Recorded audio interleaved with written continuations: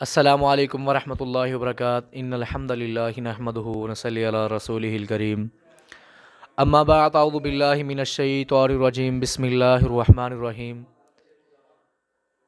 خواب کے بارے میں آج کی ہماری ویڈیو، آج کا ہمارا موضوع ہے خواب کی 4 سے 5 قسمیں ہوتی ہیں۔ سب سے پہلے خواب ایک آتا ہے شیطان کی طرف سے، ایک خواب آتا ہے رحمان کی طرف سے۔ ایک خواب وہ ہوتا ہے جو بندہ سارا دن کرتا ہے، جو سوچتا ہے وہ خواب ہے۔ ایک انسان غم کی وجہ سے، ایک خواہش کی وجہ سے، اور ایک جو کھاتے ہیں پیتے ہیں وہ سارا غبار اس کا چڑھتا ہے، معدے کی خرابی کی وجہ سے آتے ہیں۔ اور جب بھی برے خواب آئے تو ایک عمل آپ نے لازم کرنا ہے، ورنہ اللہ کے نبی حضرت محمد رسول اللہ صلی اللہ علیہ وسلم نے فرمایا ایک خواب، برا خواب انسان کی 40 سے زیادہ سال کی زندگی کو تباہ کر سکتا ہے، آنے والے 40 سال کو خراب کر سکتا ہے۔ اللہ کے نبی حضرت محمد رسول اللہ صلی اللہ علیہ وسلم مسجد نبی میں بیٹھا کرتے تھے فجر کی نماز کے بعد، صحابہ کرام سے خواب کے بارے میں ذکر کرتے تھے صحابہ کرام۔ تو جن کو برے خواب آتے ہیں اللہ کے نبی فرماتے ہیں ان کو زائل کر دو، جن کو اچھے خواب آتے ہیں ان کے کہتے ہیں کہ شکر ادا کرو اور نفل پڑھو۔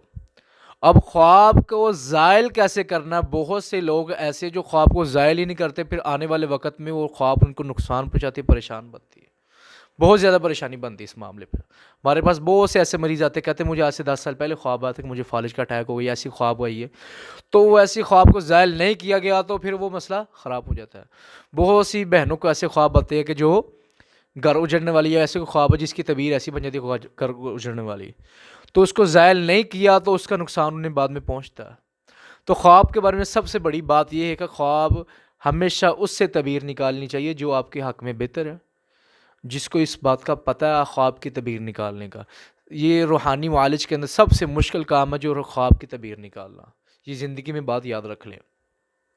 جب بھی برا خواب آئے اللہ کے نبی حضرت محمد رسول اللہ صلی اللہ علیہ وسلم نے فرمایا صبح اٹھتا ہے انسان یا تو اسی وقت اٹھتا ہے گھبراہٹ کی وجہ سے۔ خواب کو زائل ایسے کرنا، سب سے پہلے کھبے والی سائڈ پہ جو لیفٹ والی سائڈ ہے آپ نے 3 مرتبہ ایسے تھوکنا، باقاعدہ تھوک بھی اس کے اندر جائے۔ اس کے بعد ایک دعا کا اہتمام کرنا ہے، انشاءاللہ آپ کے خواب زائل ہو جائے گی۔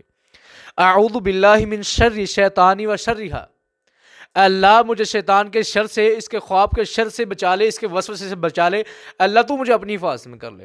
تو یہ دعا بھی آپ نے 3 مرتبہ پڑھنی ہے، اعوذ باللہ من شر شیطانی و شرہا۔ اس دعا کو نوٹ کیجئے، تو اس دعا پڑھنے سے انشاءاللہ آپ کی خواب زائل ہو جائے گی۔ اس کے بعد صدقہ بھی لازم کریں۔ کچھ بہت سے ایسے لوگ ہیں جو خواب زائل کرنے کا اسے اصل میں پتہ ہی نہیں ہے، وہ کہتا ہے جی جب یہ برا خواب ہے اس کو تھوکنے کے بعد تھو کریں، اس کے بعد لا حول ولا قوت پڑھ لیں۔ یہ ہمیشہ یہ بات یا کہ یہ دعا کے بارے میں اصل میں جو دعا ہے اس معاملے کے وہی ہی دعا پڑھنی چاہیے۔ تو خواب کا انسان کی زندگی کے ساتھ بہت زیادہ تعلق ہے۔ حضرت یوسف علیہ السلام کے دور میں خواب تھے، اور اس بات کو خاص خیال کریں جب بھی برا خواب آئے تو اس کو لازم زائل کر دیں، ورنہ آپ کی زندگی میں نقصان ہو سکتے ہیں۔ بہت سے جادو اور جنات کے مریضوں کو بھی خواب آتے ہیں۔ انشاءاللہ اس کے بارے میں ڈیٹیل سے کسی دن بات کریں گے۔ السلام علیکم ورحمۃ اللہ وبرکاتہ۔